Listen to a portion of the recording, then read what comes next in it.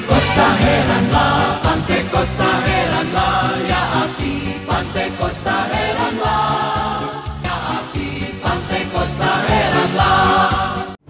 Haleluya, shalom, salam bahagia. Kita berjumpa lagi di TV Pantai Costa. Kali ini kita mengambil tema mempergunakan kesempatan. Mari kita membuka Alkitab dan kita baca firman Tuhan yang saya ambil dalam Efesus 4 ayat 27. Janganlah beri kesempatan kepada iblis. Kata kesempatan itu digunakan tulisan topos, atau jangan beri spot kepada iblis, jangan beri lokasi kepada iblis, jangan beri satu posisi kepada iblis, atau jangan beri rumah tinggal kepada iblis, jangan kasih dia lisens, dan jangan kasih dia ruangan, jangan kasih dia kesempatan apapun, karena iblis selalu mengambil kesempatan untuk merusak, menghancurkan, dan membinasakan, membuat menderita, dan membuat kita susah. Beda dengan Yesus. Yesus pasti akan memberikan kita hal-hal yang paling indah dan paling luar biasa. Kemudian kita lihat ada yang memberikan kesempatan kepada iblis. Yudas, kita tengok dalam Matius 24 dan 14. Kemudian pergilah seorang dari ke-12 murid itu yang bernama Yudas Iskariot kepada imam-imam kepala. Ia berkata, apa yang hendak kamu berikan kepadaku supaya aku menyerahkan dia kepada kamu? Mereka membayar dia 30 uang perak kepadanya. Dan mulai saat itu, perhatikan, ia mencari kesempatan yang baik untuk menyerahkan Yesus. Yudas licik, busuk hatinya, kotor otaknya. Dia berpikir keras dan berusaha untuk mencari kesempatan menjual Yesus. Dan dia berhasil. Dia mendapatkan sejumlah uang. Demi uang, dia jual Yesusnya, gurunya yang mengajarnya selama ini. Jangan mengambil kesempatan untuk sesuatu yang busuk, buruk, dan jelek. Ambil kesempatan untuk hal yang baik bagi Tuhan. Kemudian kita tengok ada kisah bagaimana kesempatan untuk memenggal kepala hamba Tuhan. Markus 6 ayat 19. Karena itu Herodias menaruh dendam pada Yohanes, dengar, dendam, dan bermaksud untuk membunuh dia, tapi tidak dapat. Sebab Herodes segan akan Yohanes karena ia tahu bahwa Yohanes adalah orang yang benar dan suci. Jadi ia melindunginya, tetapi apabila ia mendengar Yohanes, hatinya terombang-ambing, namun ia merasa senang juga mendengarkan dia. Akhirnya, perhatikan baik-baik. Akhirnya tiba juga kesempatan baik bagi Herodias. Ketika Herodes pada hari ulang tahunnya mengadakan perjamuan untuk pembesar-pembesar, perwira-perwira, dan orang-orang terkemuka di Galilea. Di situ anaknya menari. Dia mendapatkan kesempatan. Di posisi itu dia mendapatkan kesenangan, kesempatan untuk kepuasan batinnya, untuk dapat membuat rasa bencinya terobati. Dia mendapat kesempatan, dan akhirnya kita tahu Yohanes Pembaptis dipenggal kepalanya, ditaruh di sebuah talam sebagai persembahan rasa puas hati dari seorang perempuan yang penuh dengan kebencian. Jangan sampai menciptakan kesempatan untuk hal yang jahat. Ini berbahaya, sangat berbahaya. Tapi mari kita melihat 5 poin berikut ini. Ikuti terus dan nikmati berkat firman Tuhan ini. 1. Kesempatan untuk selamat. 2 Petrus 3 ayat 19. Anggaplah kesabaran Tuhan kita sebagai kesempatan bagimu untuk beroleh selamat, seperti juga Paulus saudara kita yang kekasih telah menulis kepadamu menurut hikmat yang dikaruniakan kepadanya. Haleluya. Kesabaran dari Tuhan itu adalah kesempatan bagi kita untuk beroleh selamat. Kita masih punya waktu diberikan oleh Tuhan untuk sadar, untuk bertobat. Pintu kemurahan Tuhan belum tertutup. Kita masih punya waktu. Ambil kesempatan untuk menerima Yesus sebagai Tuhan dan Juru Selamat. Ambil kesempatan untuk iri Yesus. Ambil kesempatan untuk melayani Tuhan. Ambil kesempatan untuk dapat melakukan hal-hal yang rohani, karena ini adalah bagian dari kehidupan kita untuk selamat. Kerjakanlah pekerjaan Tuhan. Nomor 2, ambil kesempatan untuk berbuat baik. Dalam Galatia 6 ayat 10, karena itu selama masih ada kesempatan bagi kita, marilah kita berbuat baik kepada semua orang, tetapi terutama kepada kawan-kawan kita seiman. Ambil kesempatan untuk melakukan yang baik. Jika kedua tanganmu penuh, ulurkanlah kepada mereka yang berkekurangan. Jika tabungan kita cukup, keluarkanlah sedikit dan bagikan bagi mereka yang membutuhkan.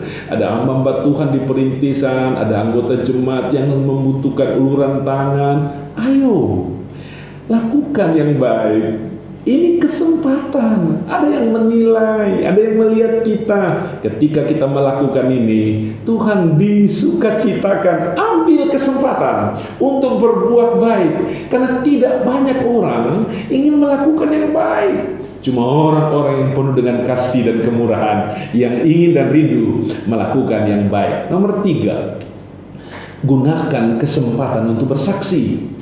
Di dalam Lukas 21 ayat 12, tapi sebelum semuanya itu kamu akan ditangkap dan dianiaya, kamu akan diserahkan ke rumah-rumah ibadat dan penjara-penjara, dan kamu akan dihadapkan kepada raja-raja dan penguasa-penguasa oleh karena namaku.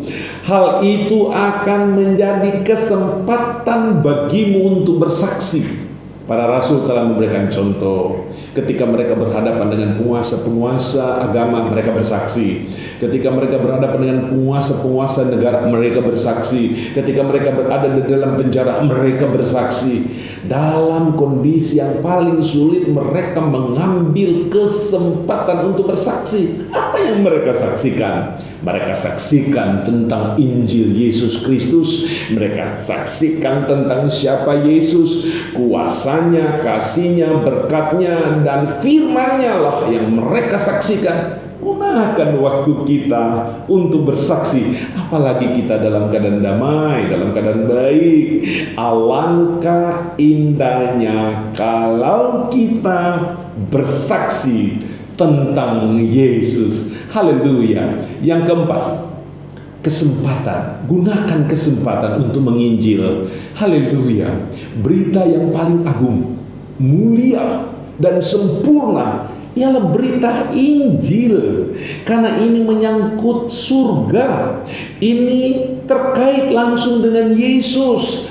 Di dalam Injil, berita yang paling utama yang harus ditinggikan dan diagungkan, yang harus dideklarasikan dan diserukan ialah Yesus.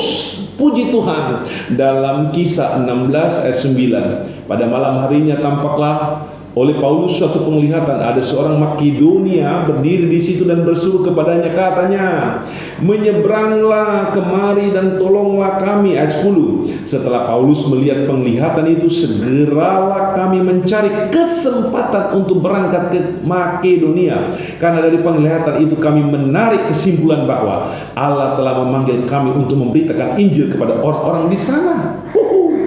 Kita punya ladang penginjilan begitu luas, di kota, di desa, di pegunungan, di pulau-pulau terluar, di penjara, di jalan-jalan di mana ada orang terlantar dan termarginalkan. Itu merupakan kesempatan bagi kita untuk menjangkau jiwa-jiwa, supaya jiwa-jiwa itu bisa menerima Yesus dan memiliki akses kepada Yesus dan memiliki kesempatan untuk masuk dalam kerajaan surga.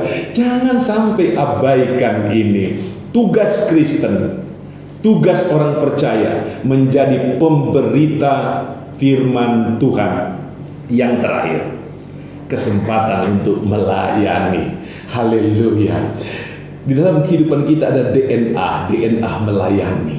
Karena Tuhan sudah lebih dahulu melayani kita. Semua orang-orangnya Tuhan, semua anak-anak Tuhan sudah harus melayani Tuhan.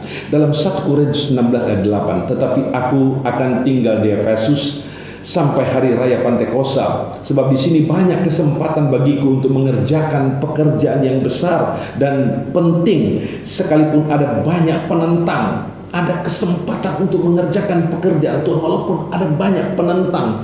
Ini kesaksian langsung dari Paulus. Paulus begitu rajin melayani pekerjaan Tuhan. Di tengah kemiskinan dia tetap melayani. Dalam kondisi sakit dia tetap melayani. Di penjara pun dia tetap melayani pekerjaan Tuhan. Dalam situasi terburuk di dalam hidupnya, ia tetap mengerjakan tugas yang dipercayakan Tuhan kepadanya, yaitu melayani. Tugas kita juga harus melayani. Walaupun banyak penentangan, kita ada dalam tekanan suku, tekanan politis, tekanan ekonomi, tekanan agama tertentu, atau tekanan-tekanan lain-lainnya banyak. Tetapi pelayanan pekerjaan Tuhan tidak boleh stop, tidak boleh berhenti. Kita harus melaksanakan itu dengan penuh tanggung jawab. Puji Tuhan, ada yang menilai kita. Tuhan Yesus Kristus sebagai Gembala Agung, penginjil yang sempurna, guru yang luar biasa yang sudah mengajar kita tetap melayani pekerjaan Tuhan. Gunakan waktu sebaik-baiknya, karena Tuhan tidak lama lagi akan datang. Tuhan Yesus memberkati kita dengan berkat yang luar biasa. Haleluya. Amin. Ya api Pantekosta heranlah, ya api Pantekosta heranlah.